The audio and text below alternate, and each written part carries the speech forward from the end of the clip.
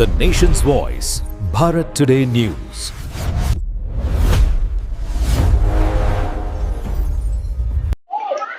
दो 2027 विधानसभा चुनावों की तैयारियों को लेकर उत्तर प्रदेश की राजनीति अभी पूरी तरह से सक्रिय होती नजर आ रही है।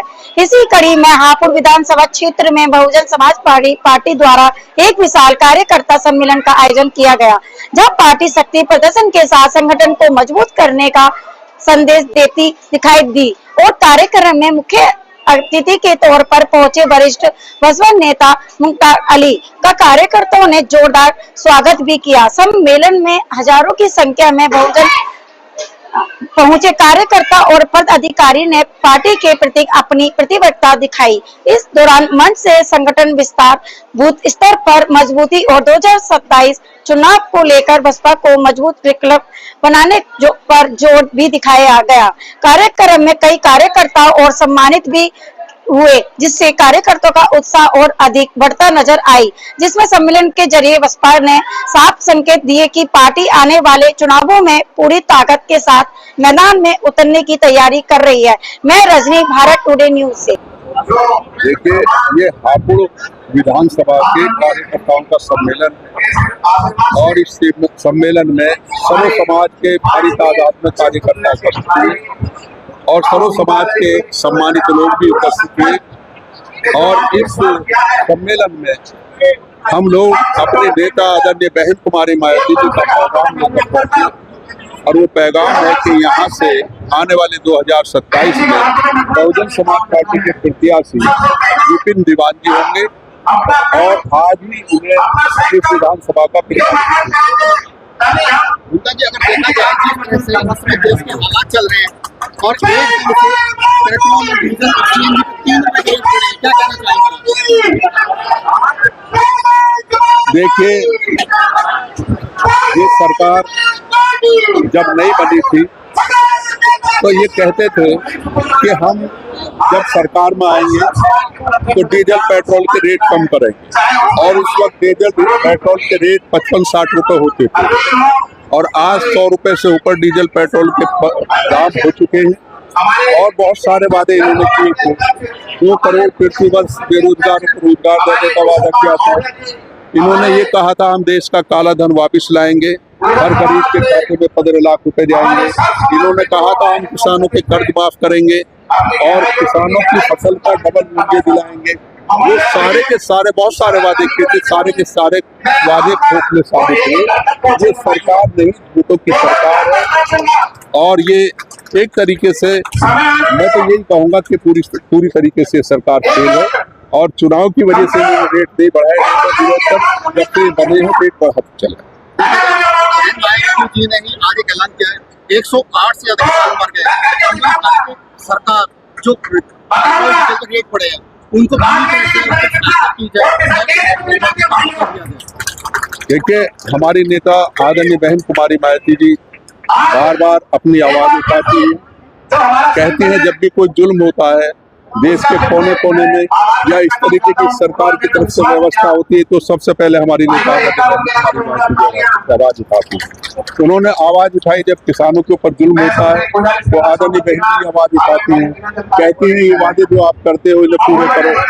ये जो भी वादे करते हैं आज किसान भूखमरी के कगार पर है, कैसे हालात पैदा हो गए, फसल उजड़ गई, सब कुछ हो गया, कितने लोग मारे गए हैं तूफान में, लेकिन इस सरकार की तरफ से कोई भी सहायता की व्यवस्था नहीं। इसलिए हमारी नेता 2027 में चुनाव की क्या तैयारी है? देखिए, 2027 में हम अपनी नेता आदरणीय बहन कुमारी मायावती जी के निर्देश पर अपनी पार्टी के संगठन को पूरी तरीके से मजबूत कर रहे हैं, अपनी पार्टी का जनाधार बढ़ा रहे हैं और हमें उम्मीद है कि सर्व समाज के भाई बहुजन समाज पार्टी के साथ जुड़ेंगे और हम 2027 में आदरणीय बहन कुमारी मायावती जी को इस प्रदेश का मुख्यमंत्री क्या कहना चाहेंगे? बड़ी संख्या में कार्यकर्ता।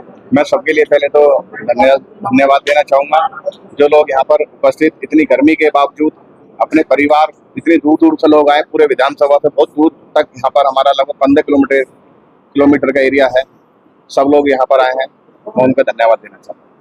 अगर देखा जाए तो क्या ये 2027 चुनाव की तैयारी से देखा?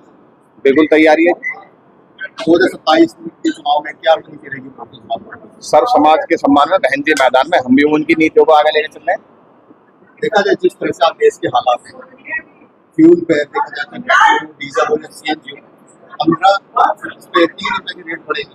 मायावती जी ने इसमें एक ऐलान भी किया है कि जो किसान की 9 किसान की मौत हुई है उसे पूरा मुआवजा मिला। क्या कहना चाहिए? मोदी जी ने पेट्रोल पर तो 3 रुपए बढ़ा दिए हैं, लेकिन वो दारू पर 3 रुपए घटाने का काम करें, दारू को बंद करने का काम करें। अपने जितने भी हमारे पूर्व सांसद रहे हैं, पूर्व मंत्री रहे हैं, उनकी जो पेंशन है उसे खत्म करने का काम करें। जो ये विदेश यात्रा होती है जिसमें इतना धन खर्च होता है, उसको खत्म करने की कोशिश करें। बहुजन समाज पार्टी किन मुद्दों को लेकर 2027 चुनाव में?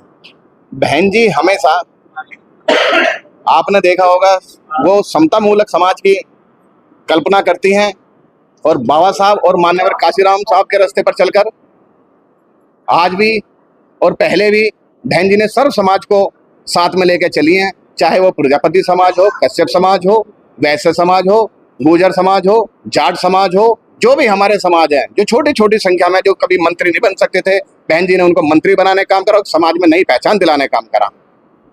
कार्यकर्ताओं को क्या संदेश देना चाहेंगे? कार्यकर्ताओं को मैं यही संदेश देना चाहूंगा, अगर मुझे आप इन सब लोगों का इतना प्यार जैसे आज मुझे मिला है और आगे भी ऐसे मिलता रहे, तो मैं बताऊंगा कि राजनीति क्या होती है, कैसे उसे काम करते हैं। सबसे पहले तो मैं स्कूल पे काम करना चाहूंगा, क्योंकि जो स्कूल की किताबें 10-10 हजार रुपए की है, वो प्रिंटिंग हो गया 1000 रुपए मिल जाएंगे बच्चों को, उस पर सरकार बिल्कुल चुप है। ड्रेस 1000 रुपए, 5-5 हजार रुपए की ड्रेसें हैं, वो ड्रेस 500 रुपए मिल जाती है बाजार में। आप सब लोग हम पीड़ित हैं, आप भी पीड़ित हैं, आपके ही बच्चे पढ़ते होंगे, कहीं ना कहीं ये दर्द आपको भी होगा।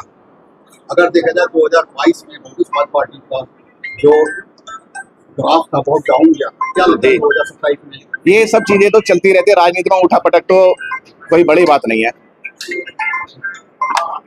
Like and subscribe.